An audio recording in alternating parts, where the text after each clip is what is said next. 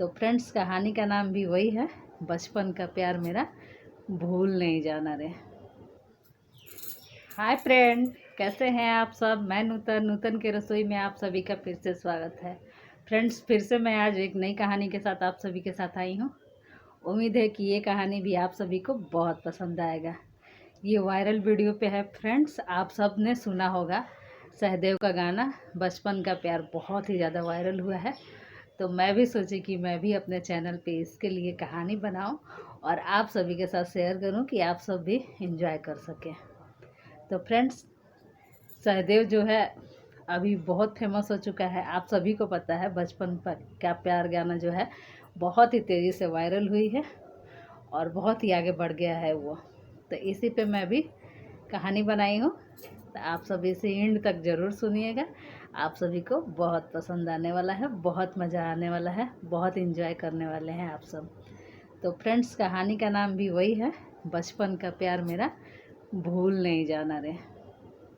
सहदेव पे ही बनाई हूँ। छोटी सी कहानी है, कॉमेडी भी है, इमोशनल भी है, अच्छा भी है।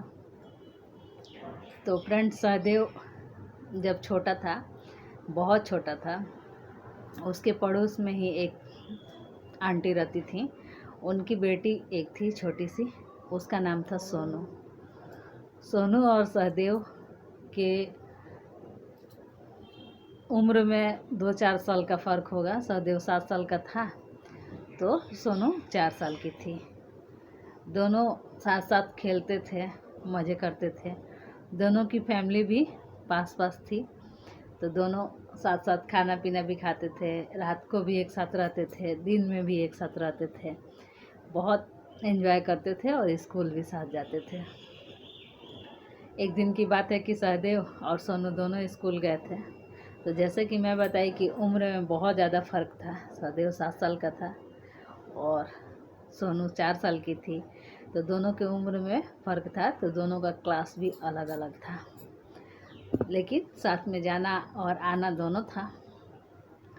तो सहदेव और सोनू दोनों स्कूल गए थे।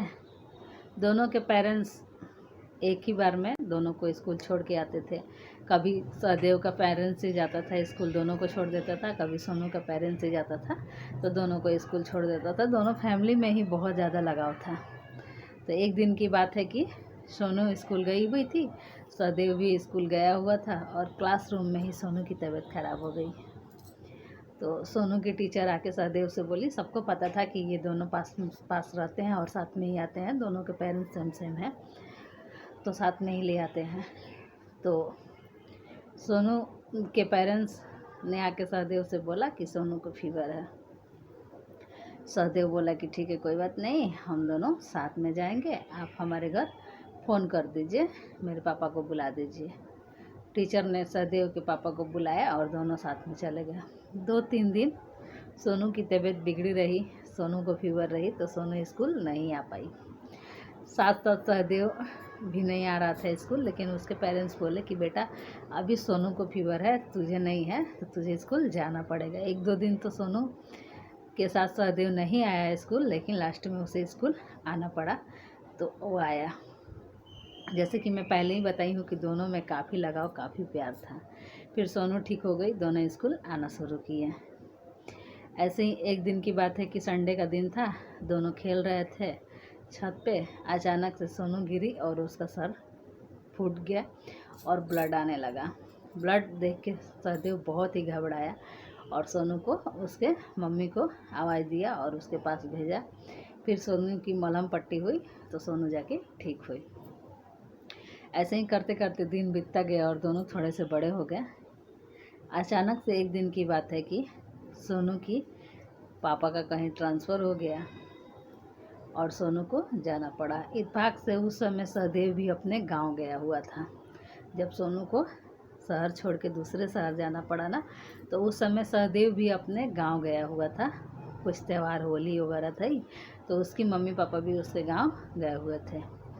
गांव जाने के वजह से सहदेव के फैमिली में ये पता ही नहीं चला कि सोनू के पापा का ट्रांसफ़र हो गया और अचानक से उन्हें शहर छोड़ के दूसरी शहर जाना पड़ रहा है। और सोनू के मम्मी पापा सोनू को लेके चले गए दूसरी शहर। 2-3 दिन बाद जब सहदेव वापस आया तो उसकी तो आदत थी सोनू के साथ खेलने की, तो वो दौड़ के आया, देखा कि सोनू के घर के पास तो कोई नहीं है और बड़ा सा ताला लटका हुआ है। सहदेव वहाँ दरवाजे पे बैठ के बहुत देर तक वेट किया कि हो सकता है कि सोनू के मम्मी पापा और सोनू कहीं मार्केट गए हुए होंगे, लेकिन सुबह से दोपहर, दोपहर से शाम हो गया, अभी सहदेव को पता ही नहीं चला कि सोनू गई तो कहाँ गई, उसके मम्मी पापा लेके गए तो कहाँ गए, उसको कुछ पता ही नहीं चला। सहदेव बहुत उदास रहता था। तब तक उसकी मम्मी आई, उसको ढूंढते ढूंढते बोली कि बेटा तुम दोपहर से निकले हो, अभी तक तुम घर नहीं आए, क्या बात है। तो सहदेव बोला कि माँ मेरी सोनू कहाँ है। सहदेव की माँ बोली कि तेरी सोनू घर में होगी, यहीं होगी। तो नहीं माँ, मैं जब से आया हूँ इस दरवाजे पे बैठा हूँ, इस दरवाजे में ताला लटका हुआ है और सोनू के मम्मी पापा और सोनू कोई भी यहाँ नहीं है। फिर सहदेव की मम्मी भी देखी तो घर में ताला लटका हुआ था, तो उसे भी आश्चर्य लगा कि हाँ आखिर ये लोग गए तो कहाँ गए। तो वो आस पड़ोस में पूछी तो पता चला कि सोनू के मम्मी पापा का ट्रांसफ़र हो गया है और वो लोग सोनू को लेके कहीं चले गए। बगल में ही दरवाजे पे सोनू जाने से पहले कोल्ड ड्रिंक पी हुई थी, तो कोल्ड ड्रिंक का डब्बा उसने अपने दरवाजे पे ही फेंक दिया था और चली गई थी। सहदेव बहुत रोया, बहुत रोया, बहुत रोया वहाँ दरवाजे पे बैठ के। मैं किसके साथ खेलूँगा, मैं अब किसके साथ स्कूल जाऊँगा, मेरी सोनू चली गई, मुझे पता भी नहीं चला। मुझे पता होता कि सोनू को जाना है तो मैं गांव नहीं गया होता।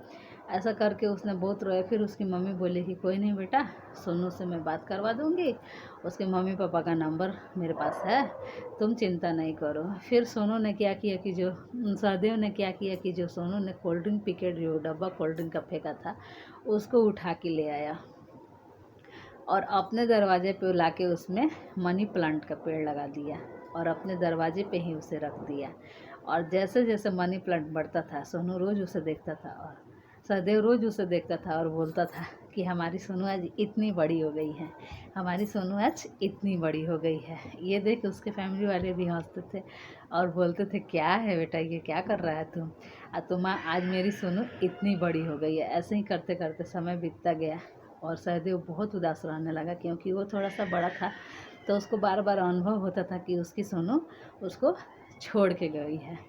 और इसी उदास में मतलब जब उदास रहता था तो इसी में बैठ के वो अपने दरवाजे पे एक दिन ऐसे अपने गाल पे हाथ रख लिया था और बैठ के गा रहा था, जान मेरे जाने मन बचपन का प्यार मेरा भूल नहीं जाना रे।